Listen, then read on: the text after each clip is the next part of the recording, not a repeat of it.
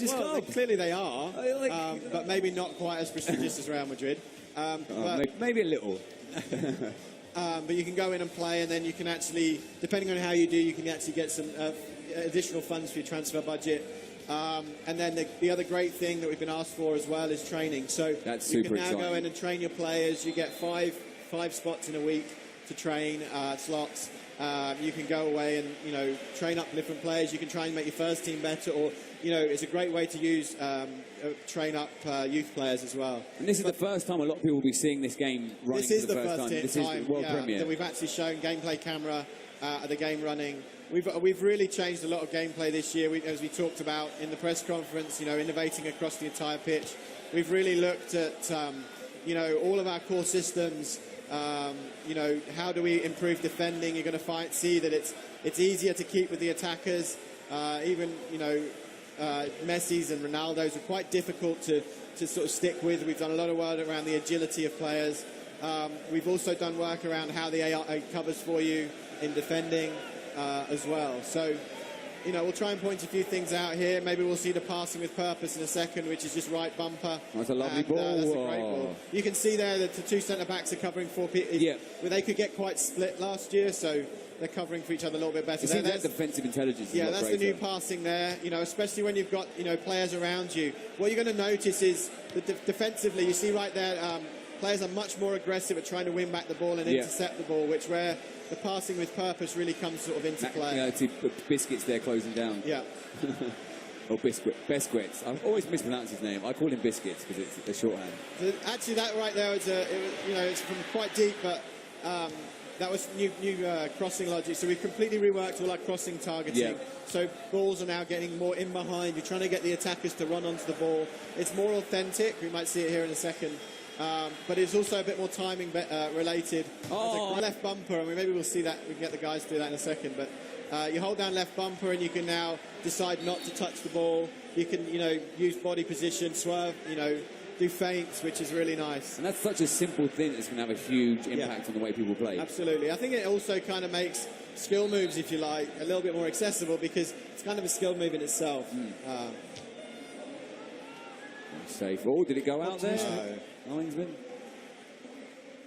You can see the lines on the pitch. Sorry, I didn't point that out. You got the spray. Oh, so you've got the referee spray now. Oh, my God. Little touches like that, really, So there you go. There was an interception there. Yep. Probably last year there's a likelihood that the defender wouldn't have tried to get that ball. So it really makes you think about, what you're doing in midfield. Brings the midfield back into play, which is something, the community really wanted back. It was quite easy to bypass the midfield last year. That was a bit of a stronger pass right there. Maybe we can get a cross in as well. Took a deflection. Oh, off the bar. That's a great cross. And, the physics in the game and the mechanics have always been solid with FIFA. And, these new, the new passing mode, the new defending mode, the new dribbling mode, they're just going to add to the Absolutely. There you go, another whipped-in cross there. And it's much more dynamic now with the crossing system and the passing system, as you say. There'd be a lot of times where people do like the straight through midfield. It's almost 100% guarantee of a pass. That's not going to exist anymore. Well, exactly, anymore. And I think we are finding a lot. A lot of players were playing with Real Madrid. Especially online. So by tightening up the midfield, helping you in defending. We don't want to take away that. Dribbling felt really good, and we don't want to take that. We haven't taken that away, and we've added to it with no touch. But we wanted to tighten things up a little bit. It means that there won't be one over-pervasive tactic. Speed was sort of quite overpowered last year, and we wanted to balance the game. We talked a lot about balance this year, which means I think you'll get more variety in the teams that players are using. I mean, this can't be. This is obviously a game because Cuadrado is playing on the right wing for Chelsea, so that can't be right. And obviously all the new kits and stuff. We see the new Barcelona kit with the hoops this year. And, it's terrible defending. Who was that? Terrible finish. Suarez couldn't finish. Set up for him beautifully. Can Chelsea break here and make the difference? Make it pay. There we go. Oh, there's the man over. It's a good run. He's off. Just couldn't quite hold it, Fabregas. Okay. But yeah, I mean, obviously, we're seeing gameplay footage for the first time, and you know, almost this part of the game is something I was really excited for last year. Is the replays, the match summaries. It feels so kind of part of football. Yeah, so we've added stuff as well to that. We've got, especially in which will obviously come out in career mode. We've kind of got the story of the game, more kind of tracking of what's going on. We even sort of talk about transfers as well this year. So, you know, lots of little touches like that. You'll see, we saw the running to the camera earlier. Yeah, that was beautiful. You know, you can actually celebrate with subs now as well. Oh, wow. In certain situations. So, little touches like that. Well, you know, I was saying earlier about the career mode. I do play career mode quite a lot. And, you know, one of my favourite modes apart from career mode is the training mode. I love doing the advanced shooting drills, the advanced tackling drills, and the passing drills. And to have that implemented into career mode and feel like you're actually training your player is going to give you so much more ownership of your team. Exactly, and you know, I think that it gives you so many more options as well, because you can go and train like Costa in how to shoot, but ultimately he's pretty good already. So the benefit won't be as big. You might be able to get him up maybe 1 point or something like that. You know, but if you go with a younger player with higher potential, you can really start to grow those players a bit more quickly. So it gives you more control over that. It gives you then more options where you can then, you know, maybe take some youth players, train them up. Maybe you can sell them on. If you're, you know, a smaller club, it's another way to get funds in. But maybe you can bring them into the first team a bit more quickly. So, you know, previously it would take quite a while for those players to grow well enough to get into your first team, but now it gives you a little bit more options, a bit more flexibility to do that. And it's not just a case of sending that on loan or bringing them on for the final 10 minutes to get their stats up.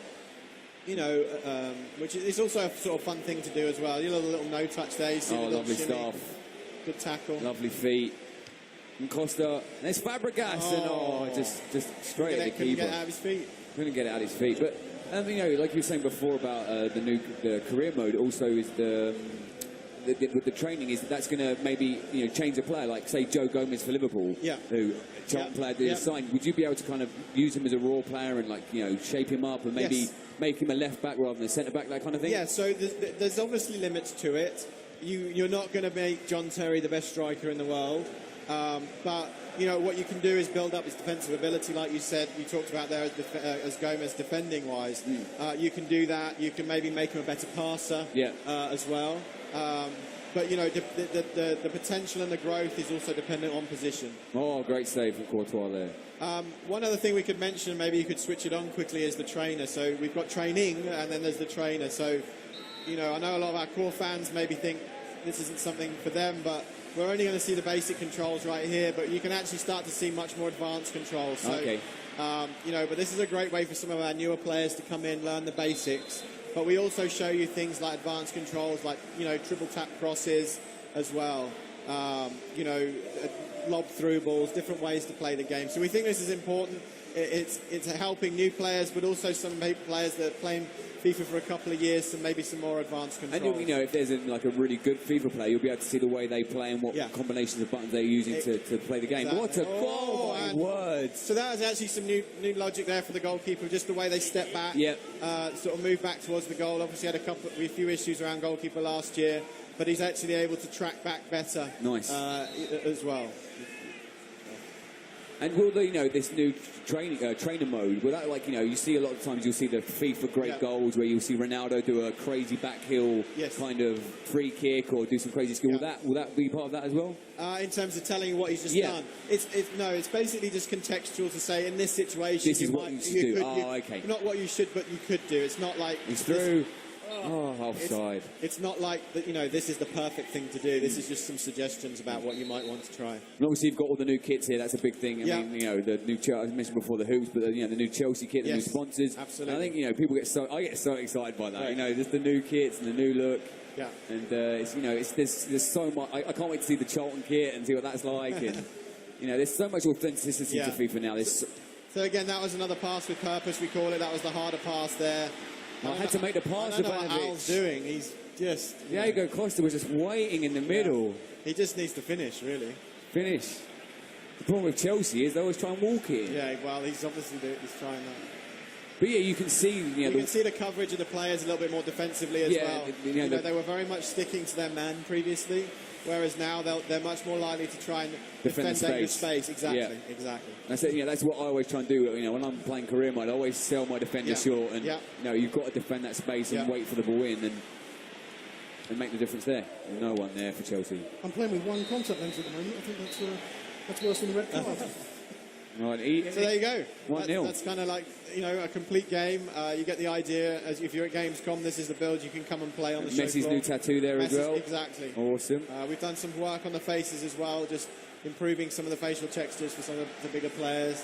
You know, you're always going to get, you know, we try and build in the atmosphere as well. We did a lot of work of changing the way